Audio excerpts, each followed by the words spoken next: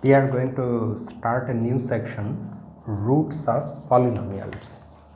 So the section starts with a discussion like this, and it talks about the first section.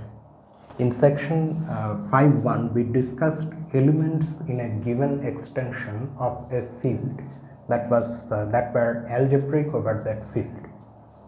Say K is an extension of the field F, and we were discussing which elements of K were algebraic over F and which were not. That is, and algebraic of course means those elements in K that satisfied polynomials in this, from this ring, polynomial ring, and more specifically non-zero polynomials. We now turn the problem around. Given a polynomial, so now the field, the extension will not be given to us. We will start with a polynomial in the polynomial ring Fx. We wish to find a field K which is an extension of F, in which this polynomial Px has a root, that is a field element which, if you substitute in place of x in P of x, you get 0. No longer is the field K available to us. In fact, it is our prime objective to construct it. So we will now start from the field F, capital F, and we will take one polynomial in it, and we ask this question: for that polynomial, does there exist an extension of F in which this polynomial has a root? And we will then show that yes, there is an extension like that, and we will construct it. So once it is constructed, we shall examine it more closely and see what consequences we can derive. So this section starts with this definition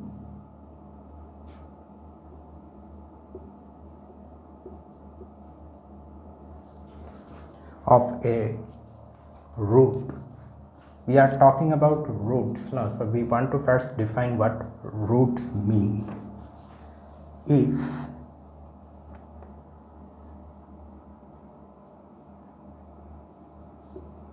P of x belongs to the polynomial ring Fx, where F of course is some given field. We have already said in the beginning of this chapter that capital F will always mean a field, and capital K will mean some extension of F. Then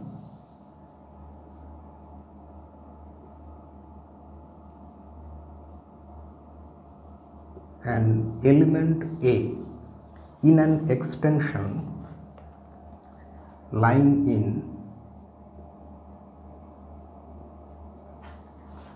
some extension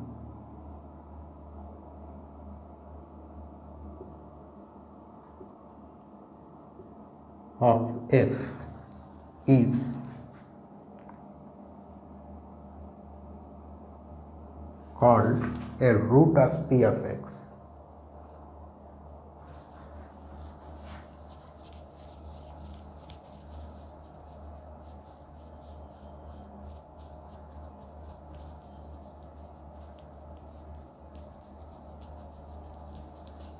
If it satisfies the polynomial P of x.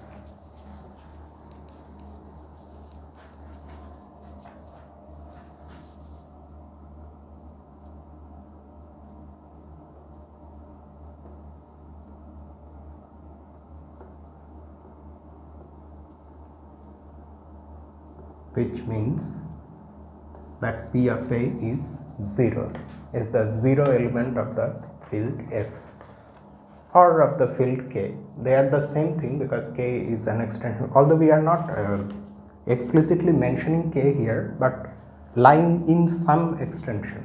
So K is there in the background.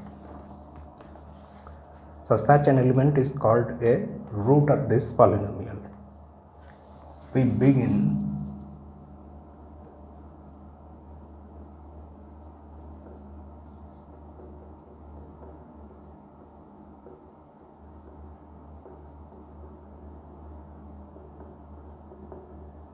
with the familiar result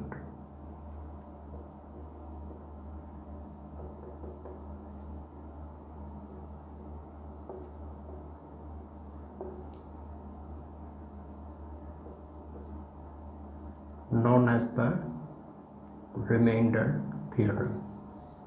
It's because of this name only we are writing this sentence. Otherwise, we can just simply write the result itself.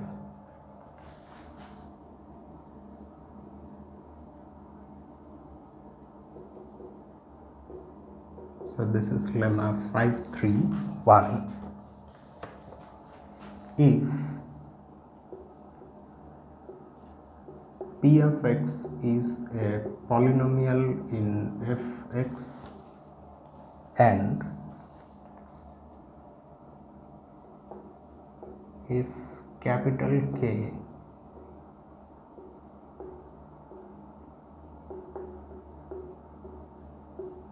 is an extension of f,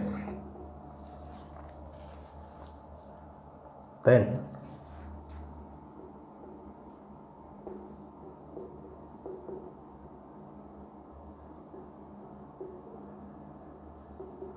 for any element b in K, this equation is true.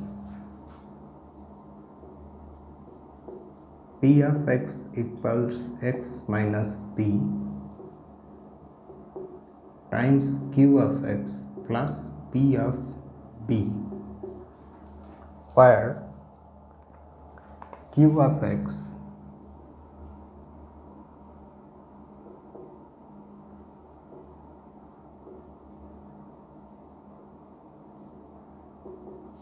belongs to kx and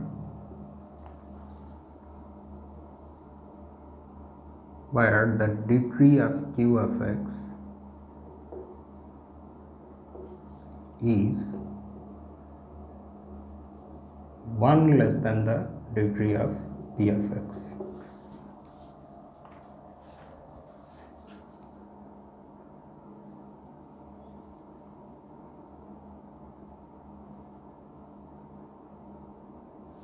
Proof. So the proof starts like this. We start off by noting that K is an extension of f. So that immediately tells us that fx is contained in kx, simply because f is contained in K. Since f is a subfield of K,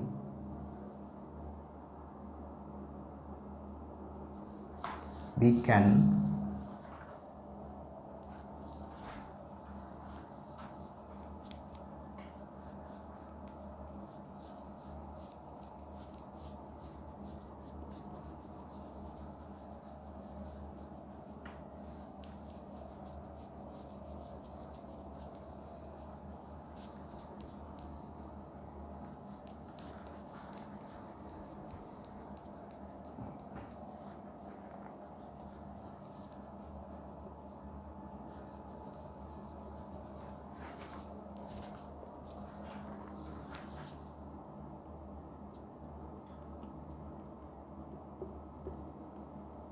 consider p of x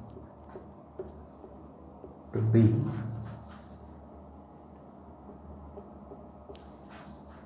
an element of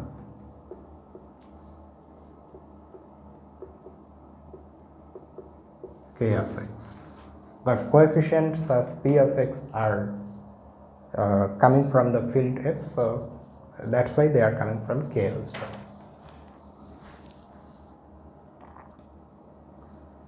So by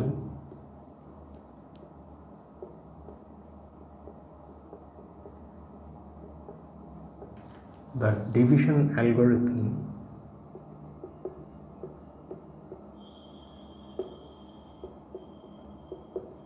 for elements of kx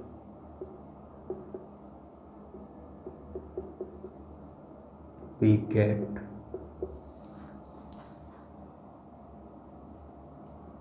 p of x equal to x minus b times q of x plus r of x. In the text it's written simply r, because it's going to be a polynomial, so we choose to write it as rx itself, where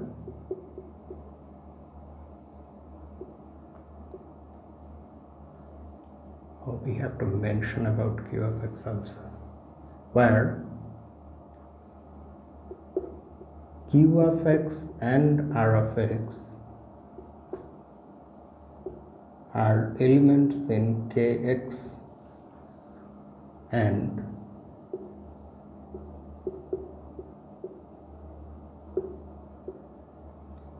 either r of x is equal to 0, or when it is not equal to 0, its degree is less than the degree of x minus b, which of course is 1. So here what we have done, p of x, now after considering it an element of k of x, we can divide p of x by the linear polynomial x minus b, which note that is a non-zero polynomial.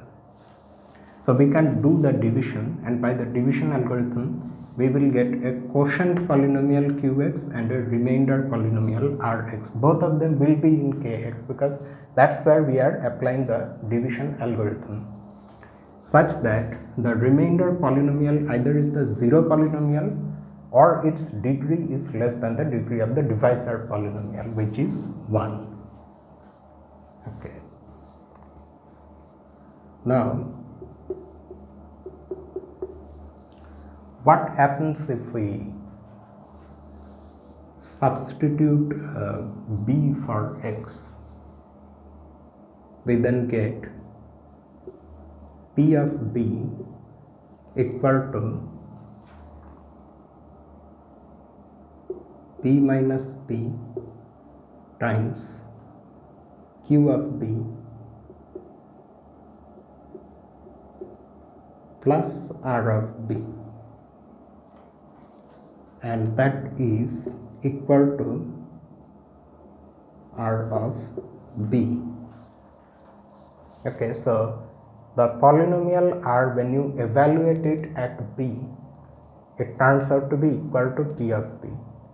But now combine that with these two things.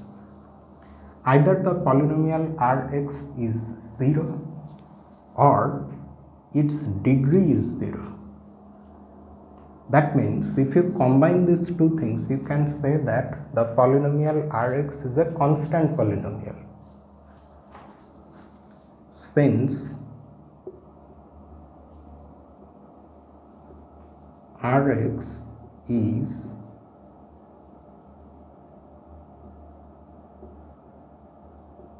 constant, because either its degree is 0, which follows from this inequality, or it is equal to 0.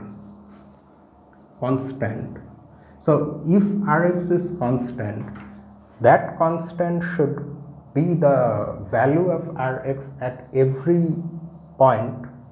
I mean, if you want to evaluate rx at any point, the value should be equal to that constant. So that constant must be equal to p of b.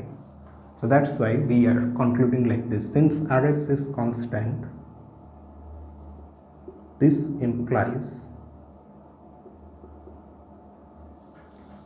that rx is this constant p of b. Hence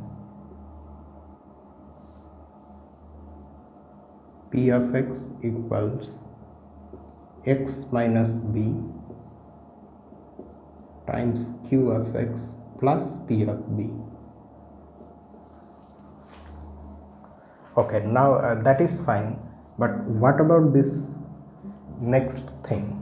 We also have to say something about q of x, namely that its degree is 1 less than the degree of p of x. Now this claim does not make sense if the degree of p of x is less than 1, or if p of x is the zero polynomial. That can also happen, no? I mean, see, nothing has been said about p of x here in the hypothesis of the lemma.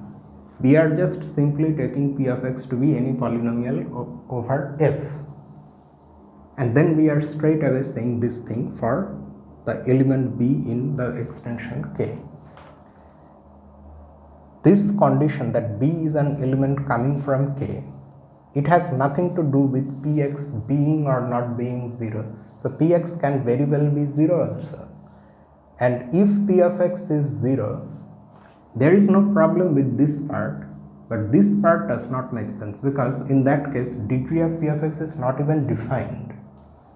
And if p of x is non-zero but still it's a constant, it is a degree 0 polynomial, then this again does not make sense, because then degree of q of x according to this formula should be equal to -1, which is meaningless, because according to our definition of degree, it is never a negative integer, it's always a non-negative integer.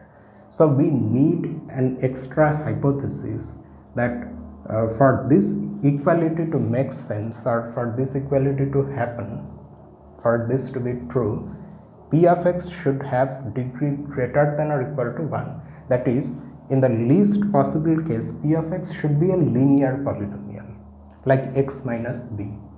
It should not be a constant, or it should not be 0. Okay, so we make the additional hypothesis. Now assume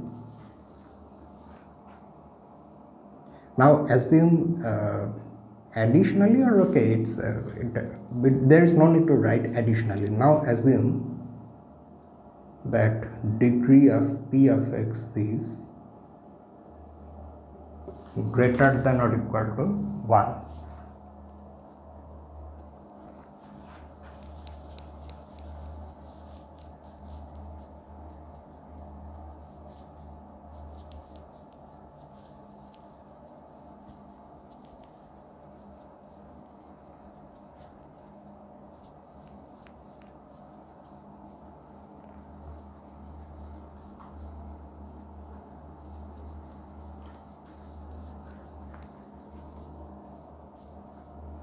These are some of the places where this text is, it should be blamed. I mean, the author should be blamed.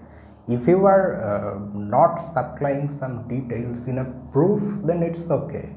The reader is expected to supply those details. But if you are not writing something in a statement, which is no matter how small it is, if it is not there and it should be there, then it is incorrect.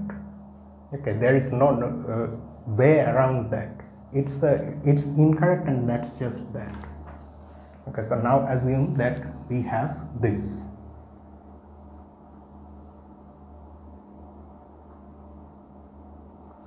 Then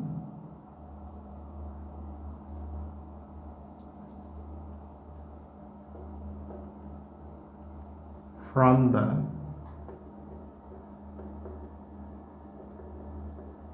equation px equal to x minus b times qx plus p of b, no need to write rx anymore, we now know more than that. We conclude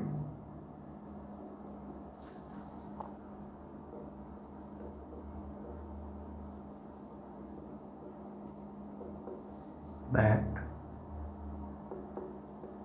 q of x is a non-zero polynomial. Why? What happens when q of x is 0? If q of x is 0, p of x becomes equal to p of b. That says that p of x is constant, which is not possible, because for that to happen, degree of p of x should be equal to 0, and that does not support this inequality. Okay, so q of x is non-zero, so that means degree of q of x makes sense. Now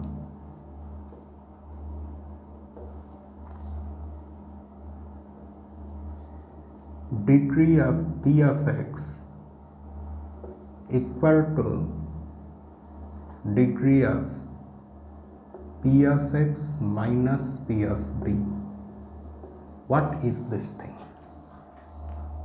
You see, p of x looks like this. We don't really know what its degree is, but we at least know that its degree is at least 1. So it looks like this: x to the power n plus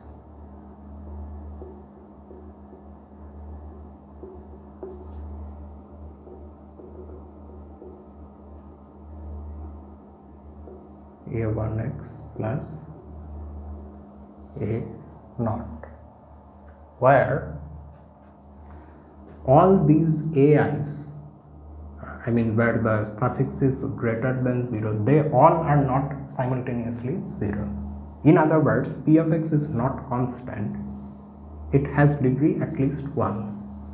Now p of b is some constant. Okay, p of b belongs to k.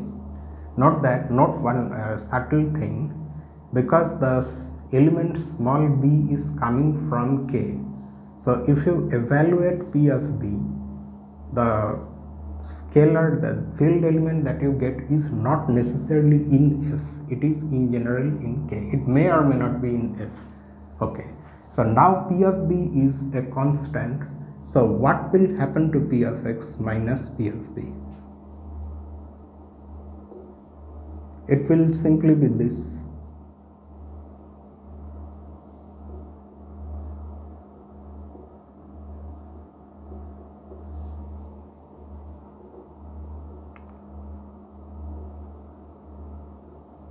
plus a naught minus p of b. Now because we said, recall that these ai's are not simultaneously 0,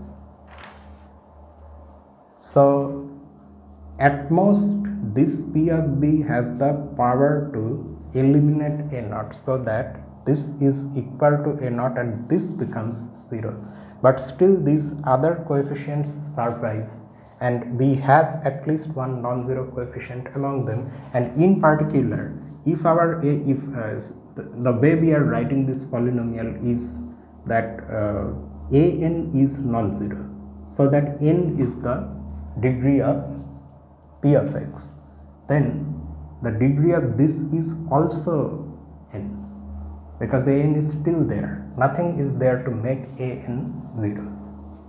And in the closest we can come to the, what I'm trying to say is that p of b will not affect these coefficients at all, and the worst possible case is that p of x is a linear polynomial where you have just a1, you don't have any higher coefficients, still a1 survives and it's a non-zero field element. So that's why the degree does not change, the degree stays the same.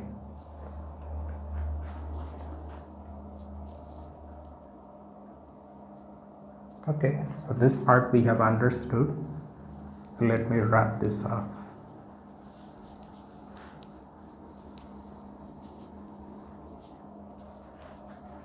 And this is now what?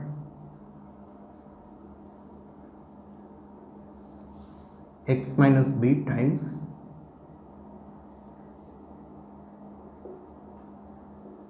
q of x, which is equal to, according to a result we have already come across when we, in fact not here in this chapter, but in ring theory, when we studied polynomial rings over fields, there we proved that this degree is equal to the sum of the degrees.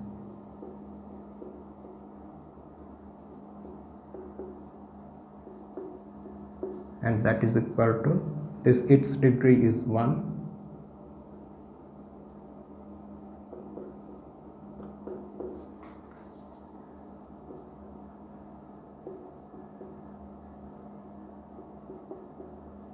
This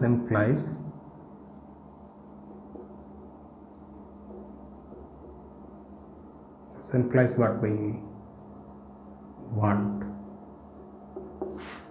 and now the proof is complete. Now this lemma has a corollary which is very useful.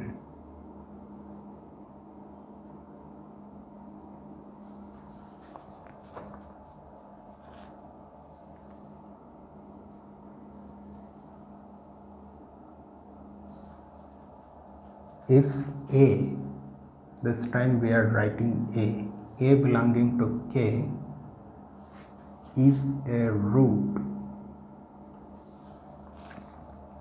of the polynomial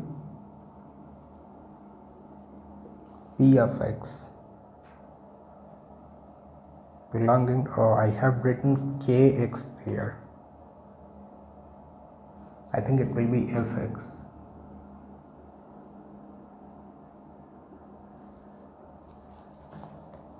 Where f is contained in K, then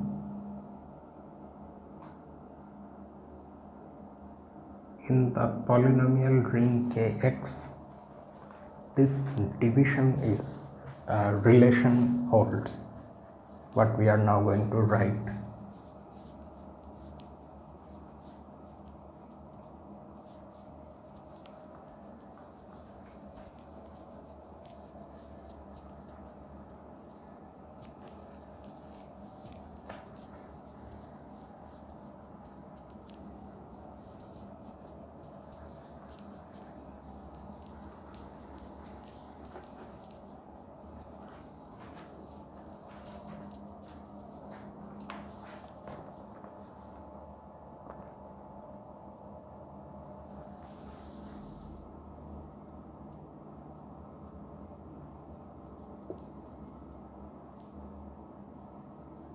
The linear polynomial x minus a divides p of x. It's a fact we have used, in fact, not just here but from our school days when we encountered polynomials and their roots for the first time. There itself, if you remember means you of course remember, you say have a polynomial that looks like this, a cubic polynomial.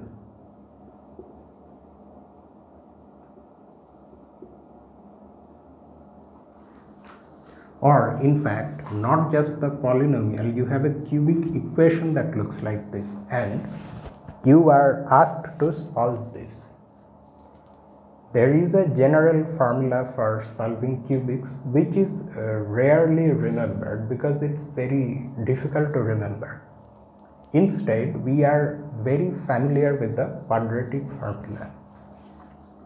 So what we do, we guess a root, and when we guess that root and by substituting x for that root, substituting that root for x, it turns out that the equation is satisfied and say that root is a.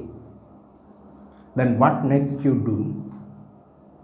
You divide this polynomial by x minus a using that synthetic division, okay, which is like ordinary division of numbers. We have also gone through this procedure. What that does, that gives you a quadratic polynomial here. So from that division, you know that you can write the left hand side of this equation as x minus a times a quadratic polynomial, from where a is the root. Of course, you checked it beforehand before doing this thing that a is a root.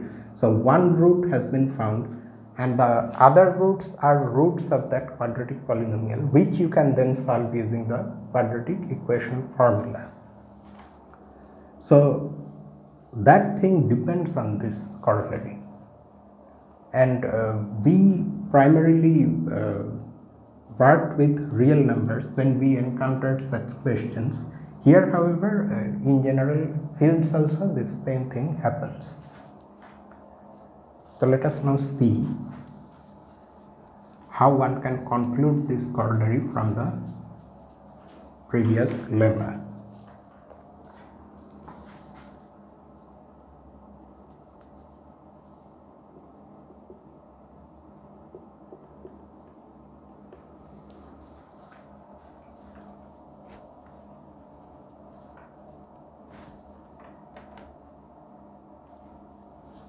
So by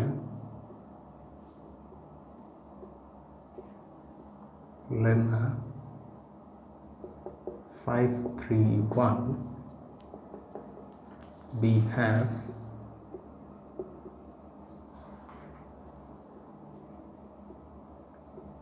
p of x. This time the element is a, so we will divide p of x by x minus a plus p of a, but it's given that a is a root of p, so p of a is 0.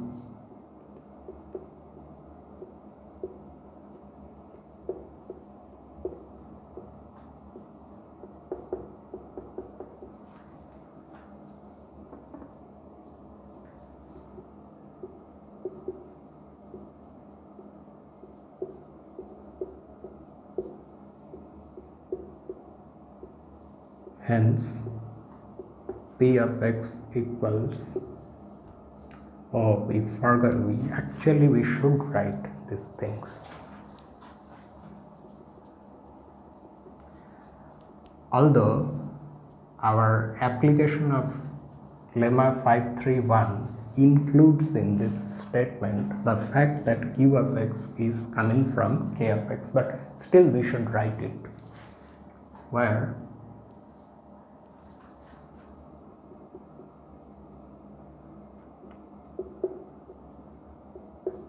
q of x belongs to kx. Now we write, since a is a root of p of x, we have p of a equal to 0. Hence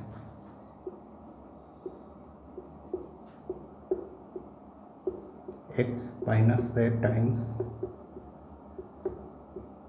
q of x, which implies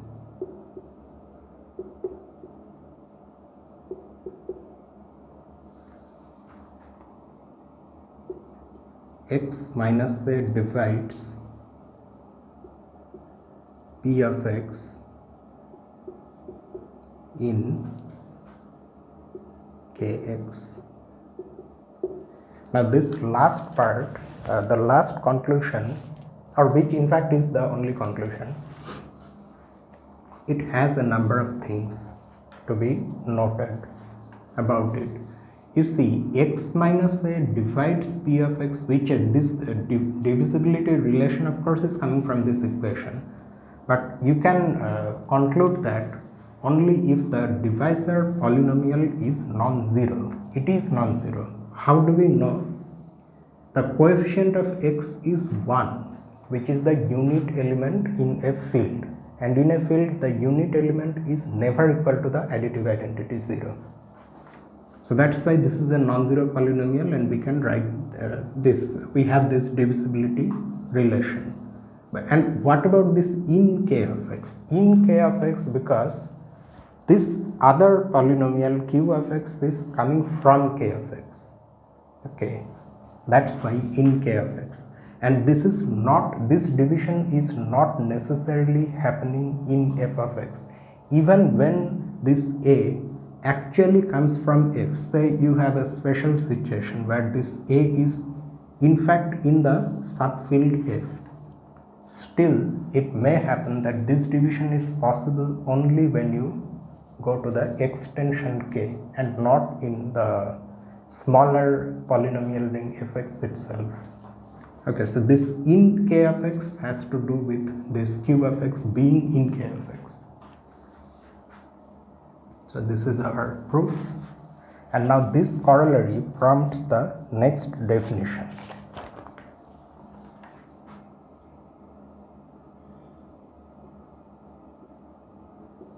which is the multiplicity of a root. The element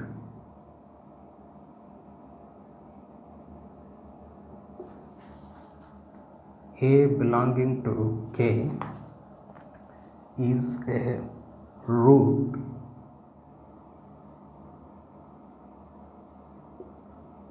of p of x belonging to fx, root of multiplicity m.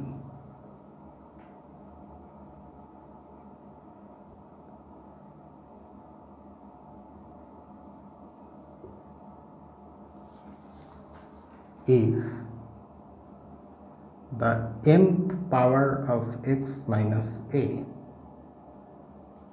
divides p of x, but the next higher power does not divide p of x in kx.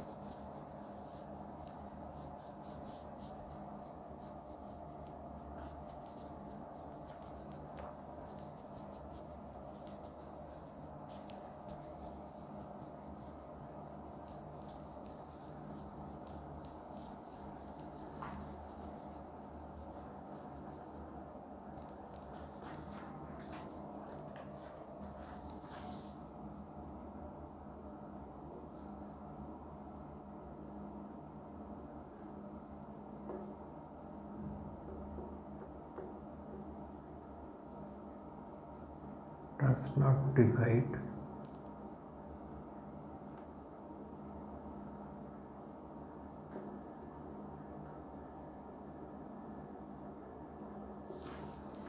see, a being a root of p of x means, according to this corollary, that x minus a at least divides p of x, but a higher power of x minus a than the first power may also divide p of x. The highest power m is known as the multiplicity of the root a.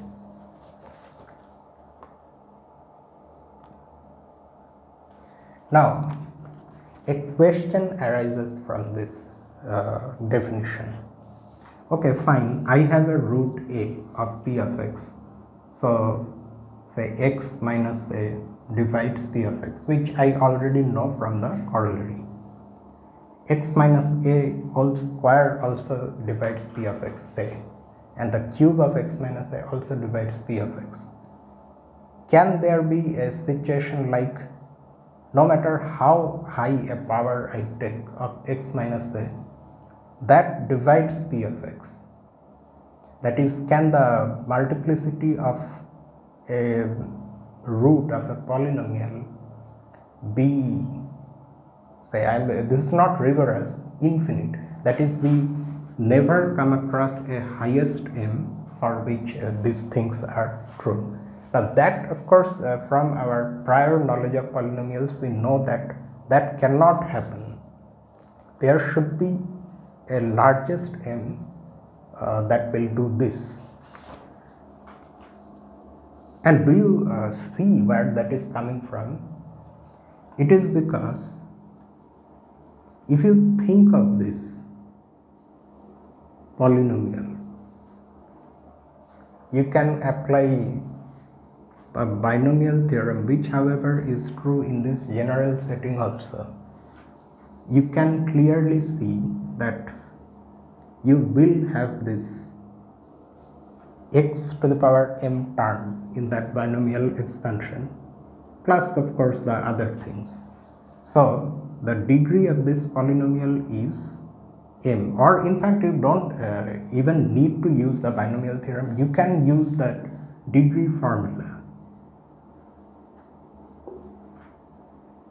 Gx equals degree of fx plus degree of gx, and induction to claim that its degree is equal to m. Okay, so from what we have seen in this in the original lemma, the degree of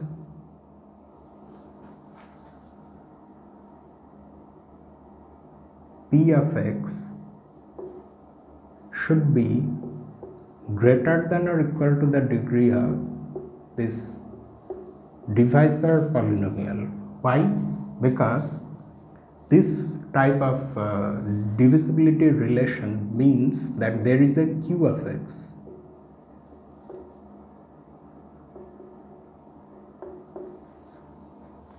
and here you apply the degree formula, you get the fact that because degree of q of x is a non-zero non-negative integer, so this degree has to be less than or equal to this degree. So you cannot make m arbitrarily large, but that is fine, but that is for a single root a. What if you take all the roots and think of a question like this: how many roots can p of x have? Which also you know the answer. If p of x has degree n, then it has at most n roots, but that has to be proved, and that's what we are now going to do. That is the next thing.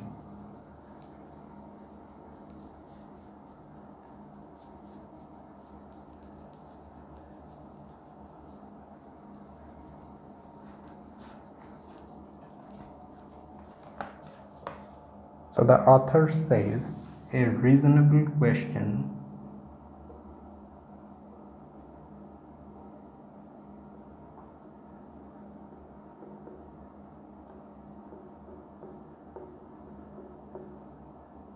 to ask is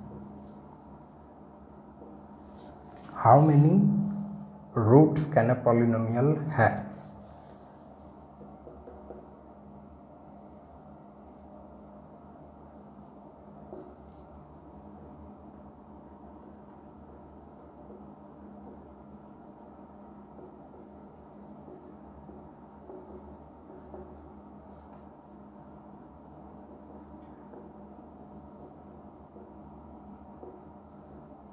In a given field.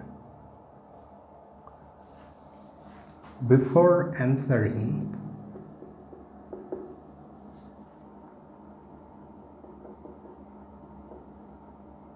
we must first decide how we can count a root having multiplicity greater than 1.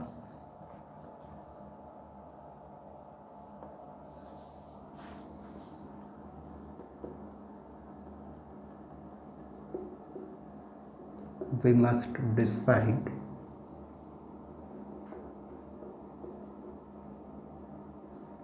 how to count a root of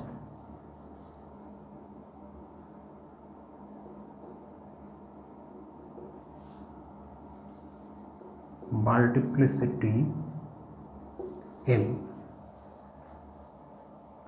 That is, say you have a polynomial like this, p of x equal to, for the sake of simplicity, let us consider a real polynomial.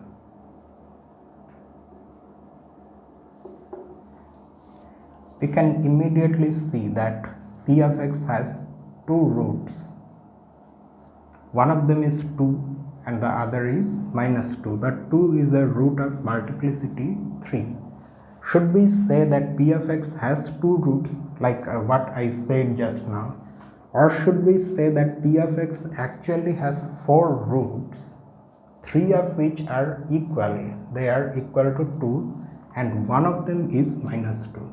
That is how we are going to say things. That is, we will consider that p of x has 4 roots but 3 of them are equal. So that's what we are saying here. We must decide how to count the root of multiplicity m, and we are going to count it as m roots, m number of roots.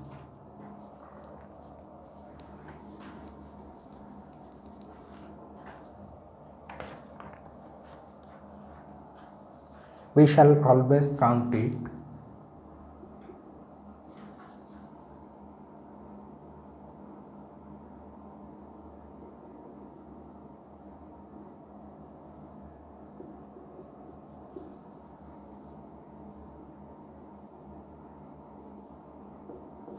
as m roots. Even with this convention,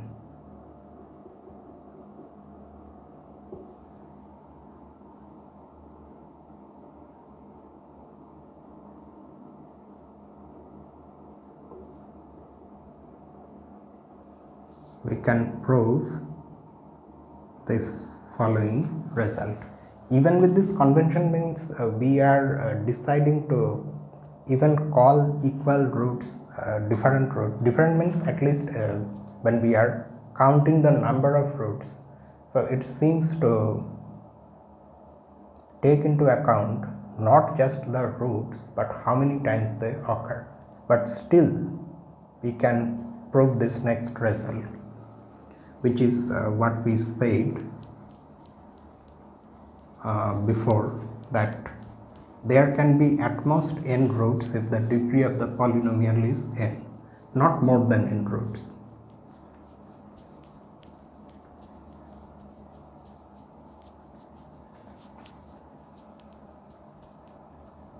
And then we will see, after proving this result that we will now state, we will see that this is not necessarily true if some conditions are relaxed, like commutativity.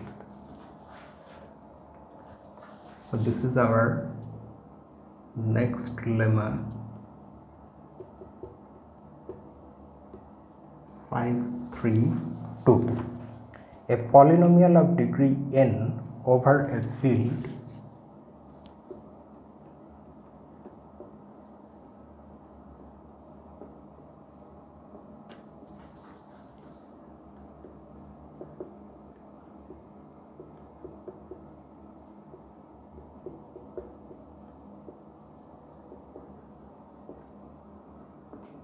can have at most n roots in any extension field.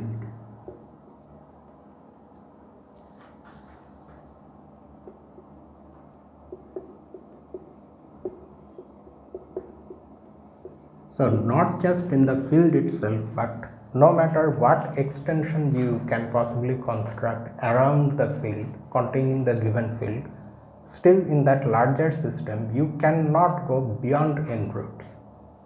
The extensions don't matter actually. They will not help you gain more roots. And the proof is by induction on the degree. The precise language goes like this: we proceed by induction on n.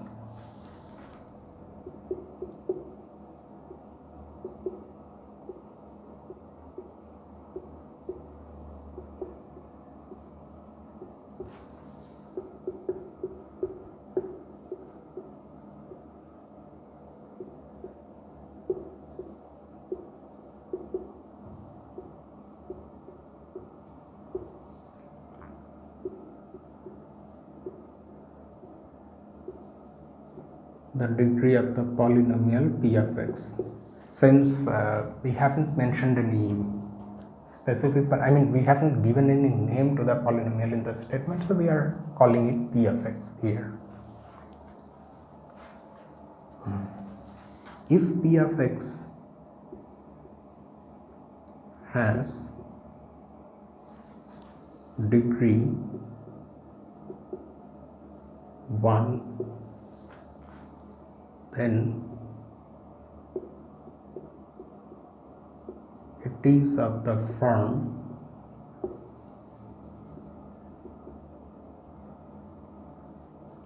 alpha x plus beta, where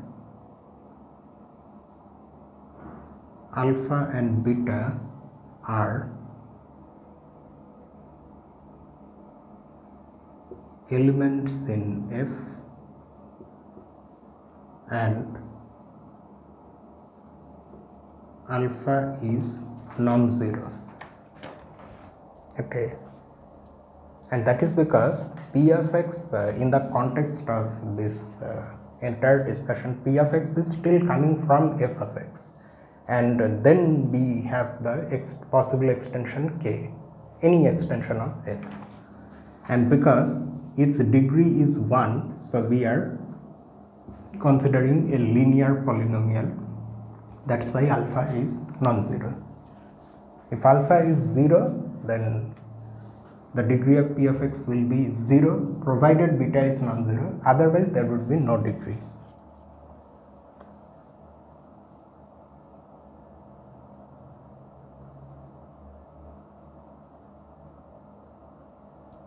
Okay.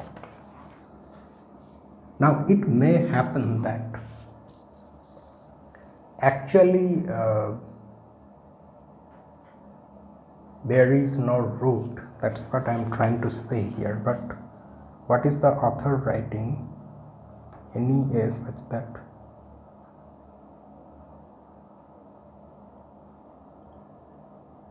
oh yes, any a belonging to K such that, and keep in mind that K is some extension of F. Okay, those things are there in the background. Any A belonging to K such that P of A equal to 0, that means if any root A of P of X.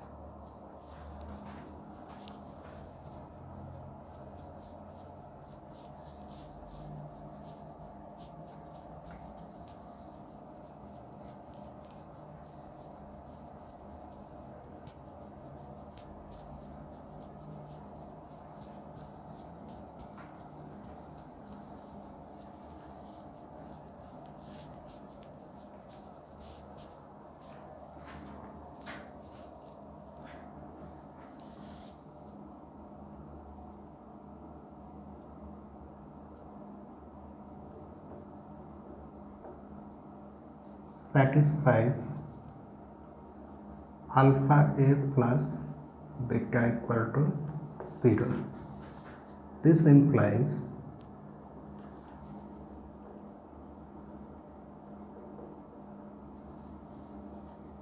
a is equal to minus beta divided by alpha. Okay, so if p of x has a root a, then it is equal to minus beta divided by alpha. There is no other choice. So there is at most one root, which is this. Thus,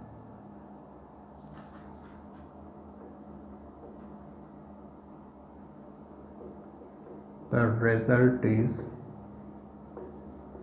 true in this case.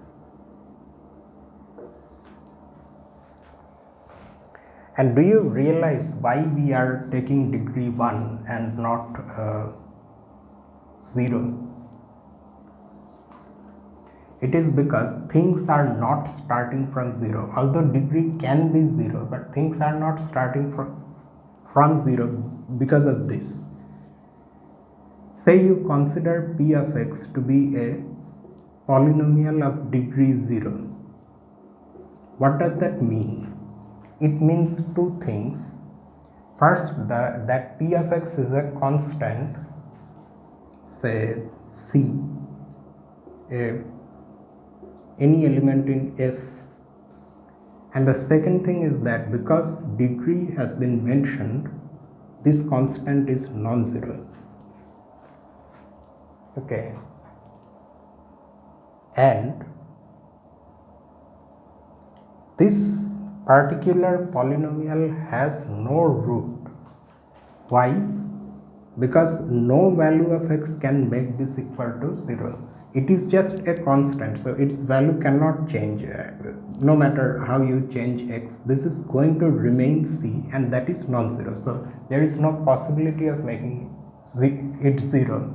So that is why there is no root. But in that case also, the statement of the lemma holds, no? Because it's a degree 0 polynomial, so at most 0 roots are there, that is, there is no root. Yes, so things, okay, so what I said just now, things need not start at 1, it can be started at 0 also.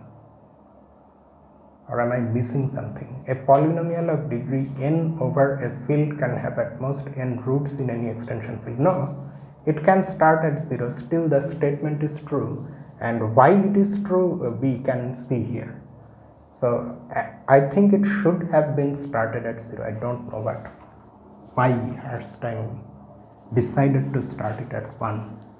Anyway, this case is also possible, and the lemma works in this case. You should include it here. So now we make the induction hypothesis. Assuming the result to be true in any field for all polynomials of degree less than n.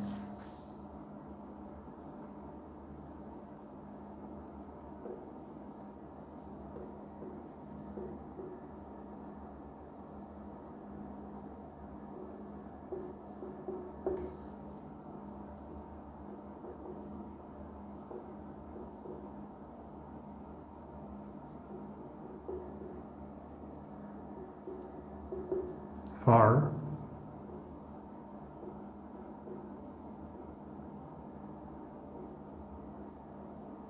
all polynomials of degree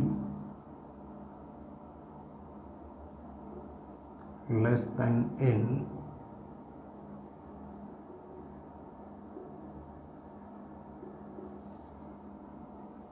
we now suppose that p of x has degree n. Okay.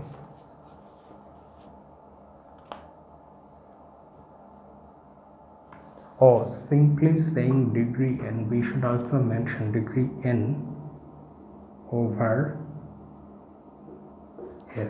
Over f means the polynomial is coming from the polynomial ring fx and it has degree n. Let k be any extension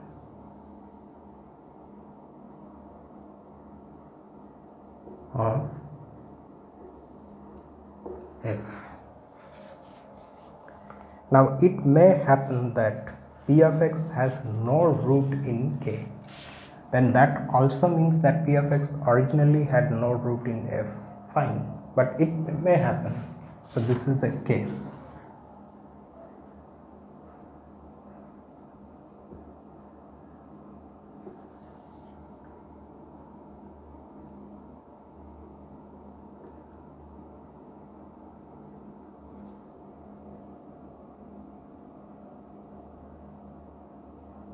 Has no root in k. If you want an example, you can take the polynomial x squared plus 1 to be p of x, and you consider your field to be the field of real numbers. We know that this polynomial has no root over R, and you consider your extension k to also be R. So then this situation arises.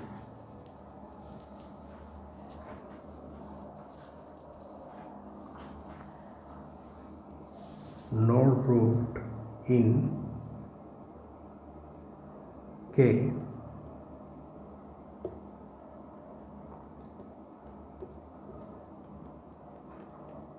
then the result holds for P of x, because P of x has degree n, which is greater than or equal to 0, and the number of roots now is 0. So the inequality number of roots less than or equal to n is true in this case in a trivial manner. So now we assume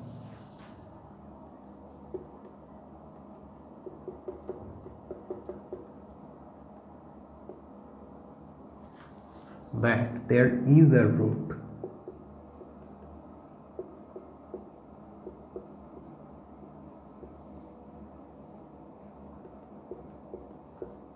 is a root of P of x of, we need to mention the multiplicity also.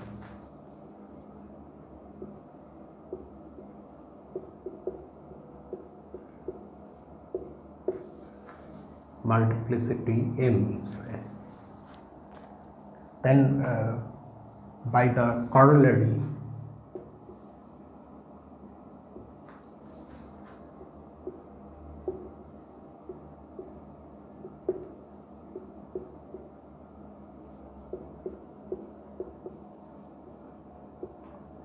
to the first lemma,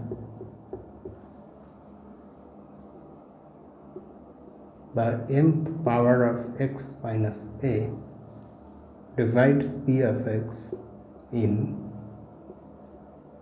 kx, that is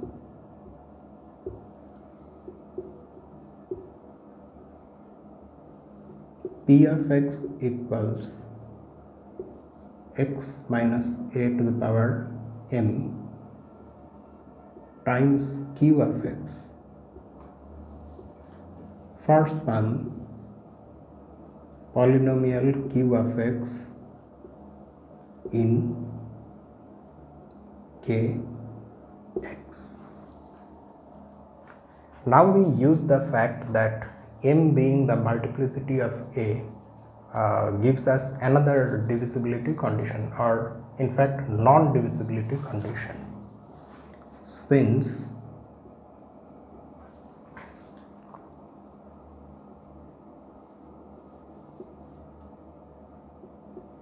the m plus 1th power of x minus a does not divide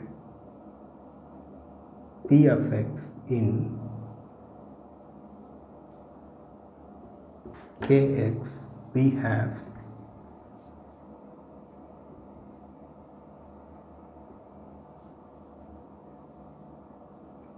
x minus a not dividing q of x.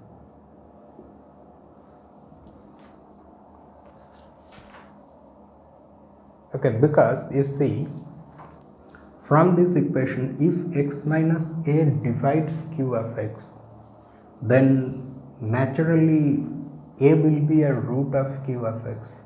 Why?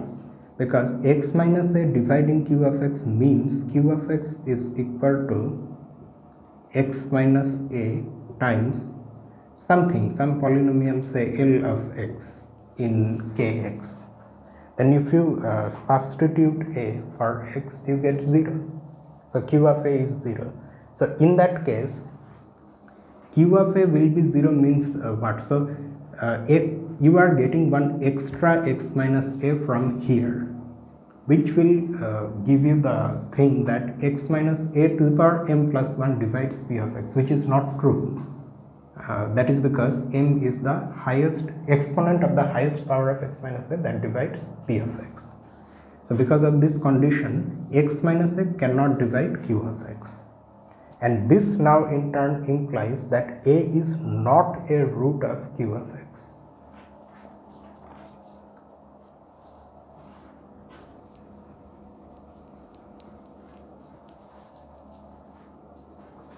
So again, by the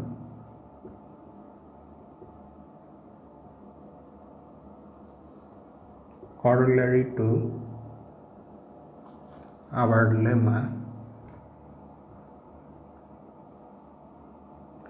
A is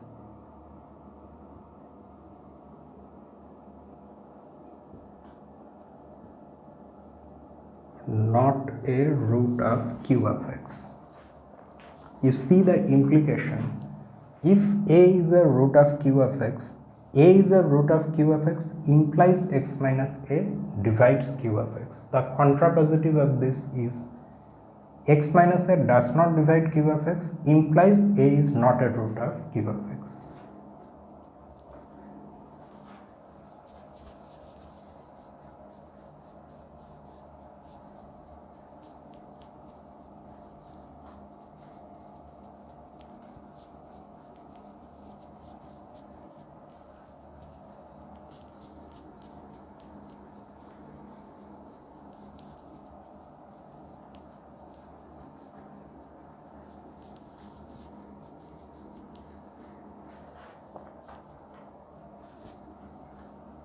Okay, now A is not a root of q of x, but q of x may have other roots.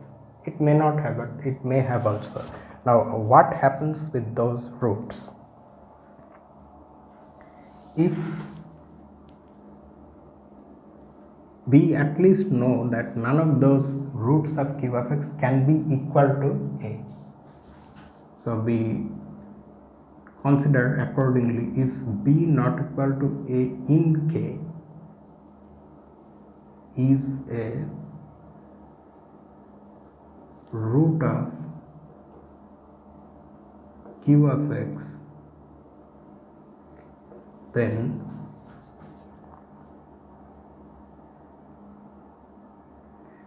automatically there will be a root of p of x also, and that is coming from here. Q of b will be equal to 0, but how exactly are we writing it here?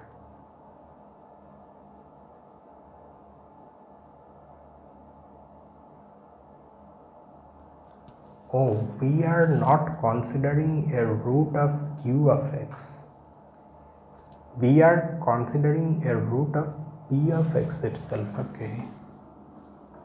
That's why the argument was not really working in my mind. Okay. So if b not equal to a in K is a root of p of x, we have seen what is happening with the root a. Whatever we can see, we have found out about the root a. Now what about the other roots of p of x, not q of x? Then because b is a root of p of x, p of b will be 0, but that according to this equation is b minus a to the power m times q of b. Now since b is not equal to a and we are in a field,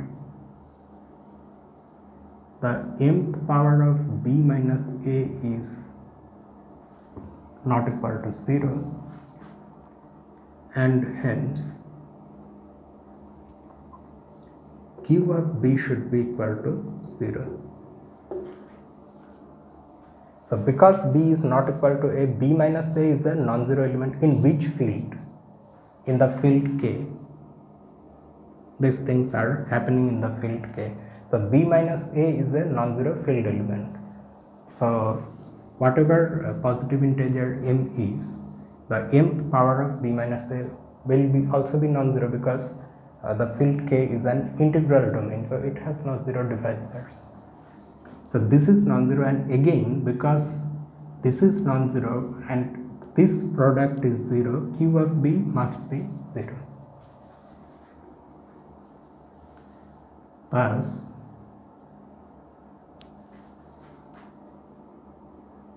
any root of p of x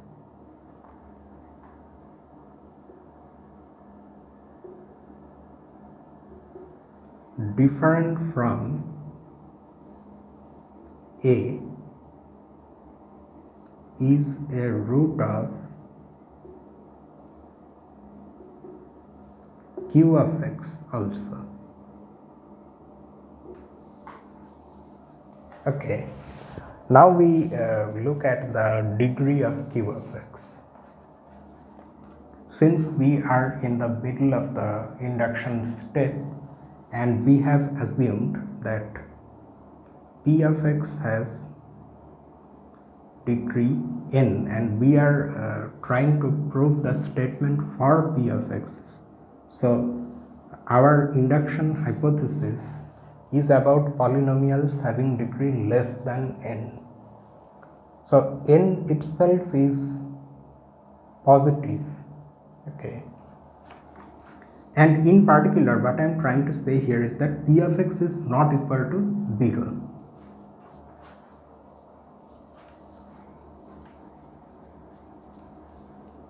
And because P of X is non-zero, Q of X also is non-zero, so its degree exists and we are able to use this formula. Now n equal to degree of P of X, that is equal to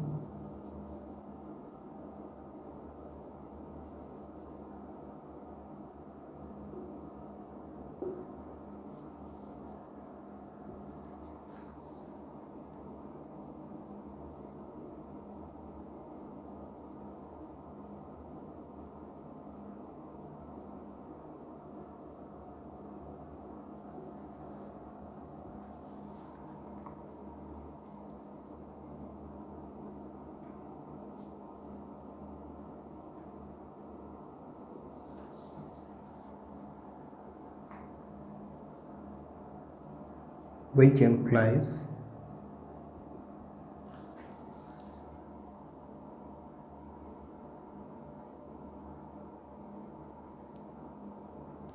degree of Q of X is equal to n minus m, and this is strictly less than n.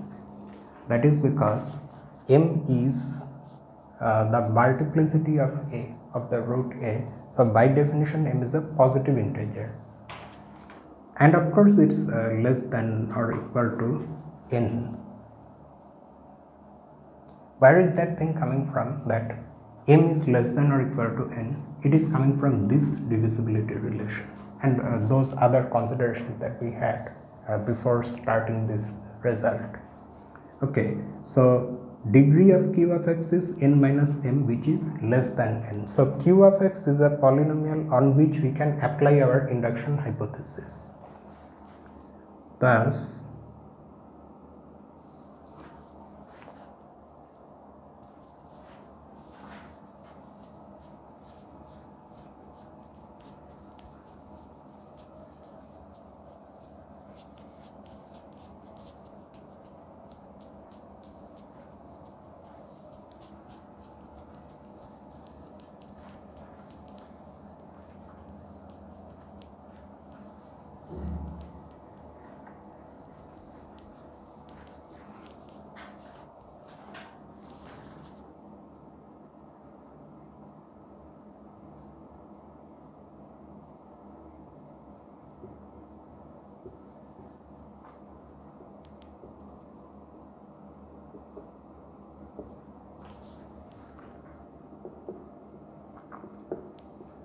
Q of X has at most how many roots? This many roots, n minus m roots.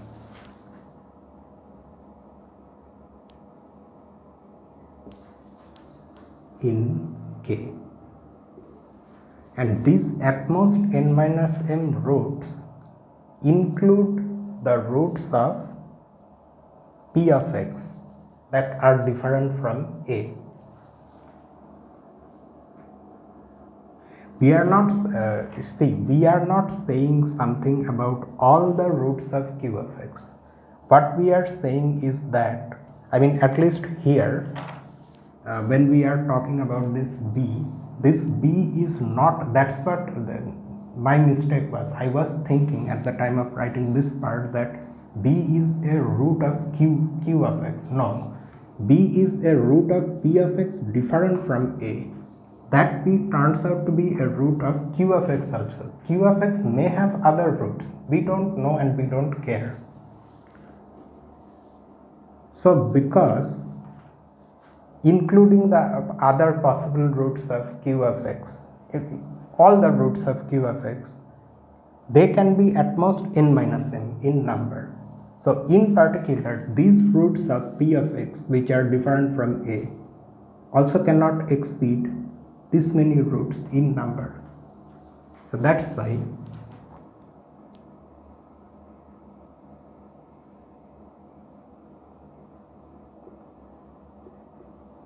combining these with the root a of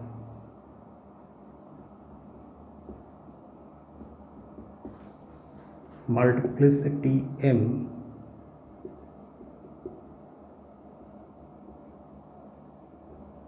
we conclude that p of x can have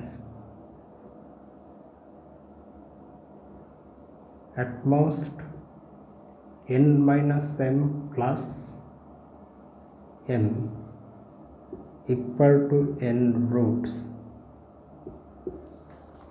The uncertainty of this at most part comes from this n minus m. We know that p of x has m roots at least, because those m roots, all of them are equal to a, but then it may or may not have extra. How many extra? That can be at most n minus m. So that's why the number of roots of p of x in k is less than or equal to n. This concludes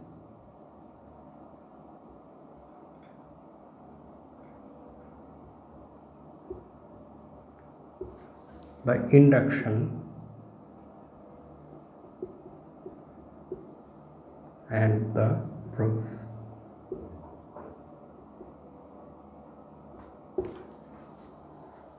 Okay, so this result tells us that no matter what polynomial we choose over what field,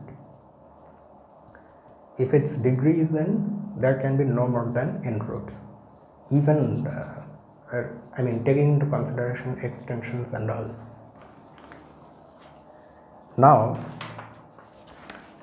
there is this thing where this conclusion is not necessarily true if we change the place from where the coefficients are coming. That is, if we drop the assumption of field. One should point out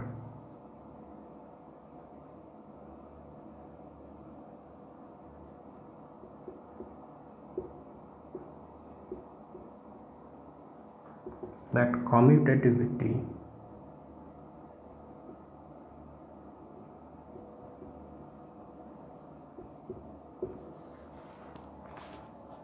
is essential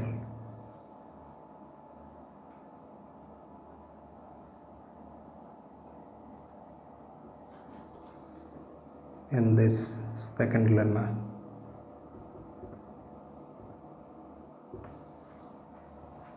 What happens if the coefficients of the polynomial we are considering are not coming from a field, but say a general ring, which is not necessarily commutative? If we consider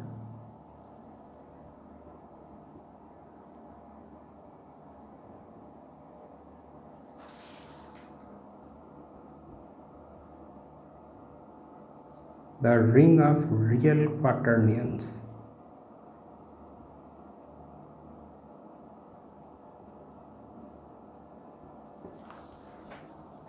which is not a field, but it is just not a field.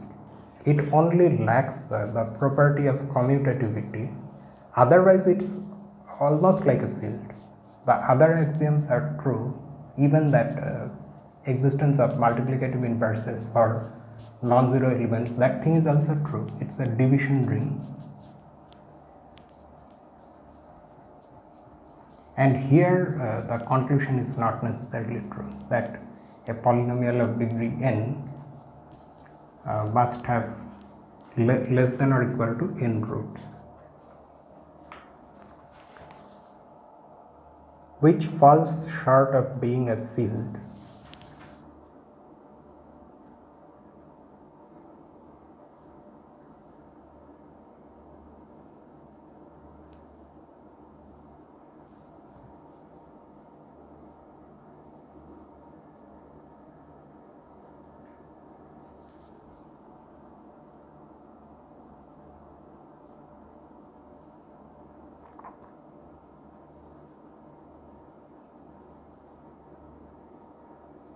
Only is in that it is not commutative.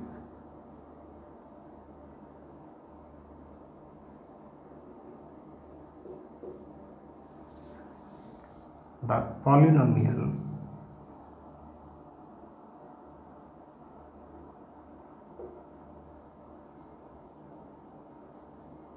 x square plus 1 has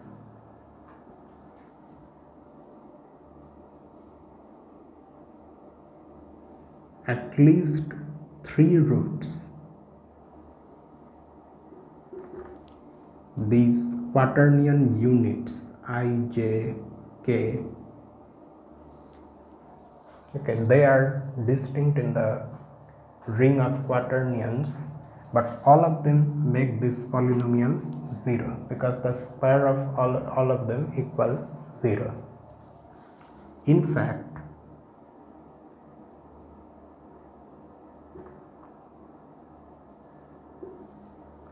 there are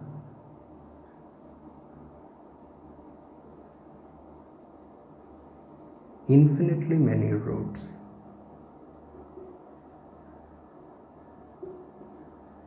You try to see how there are infinitely many roots.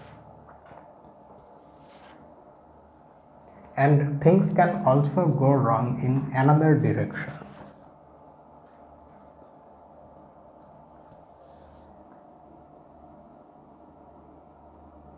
In a somewhat different direction, we also need the system of scalars. If I call the scalars to be coming from a system, like for example here the scalars are coming from a division ring, not necessarily a field. If we also need that system to be an integral domain. Things can go wrong if that is not true.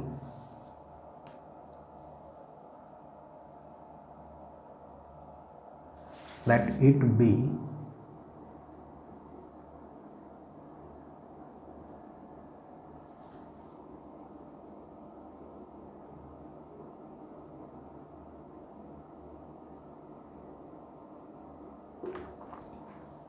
if this is not the case, I'm not going to write again like this. Let's just see the thing actually. Say you are looking at a system, looking at a ring R, which is not necessarily commutative, but we are not talking about commutativity now. It may or may not be commutative. It is not an integral domain, so that A and B are both non-zero, but their product is 0. So non-zero zero divisors exist here. Then this polynomial can be considered AX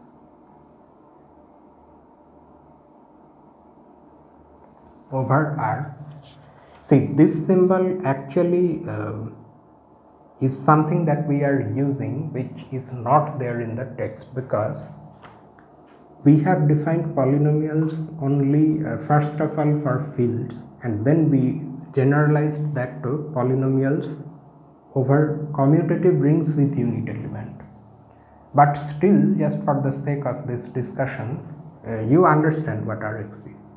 Here R is not an integral domain, may or may not be commutative, but Rx consists of polynomials with coefficients coming from R. So then you look at this polynomial. It's a non-zero polynomial, and non-zero because a is not equal to 0, and this has at least two different roots, although its degree is 1. One root is of course x equal to 0, and the other root is b, which is different from this root, because ab is 0 and b is non-zero. So we need our system of scalars to be an integral domain as well as commutative, okay, because otherwise this type of things can happen where the result of this is not necessarily true. So we see one thing, that if we leave our familiar world of polynomials over real numbers, or in fact even complex numbers,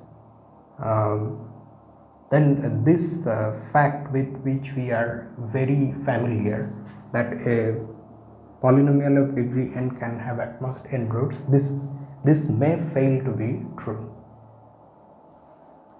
Now these results that we have seen today, these are important, but they are not really that important, because our main aim is this. Now we are given a polynomial px over a field f.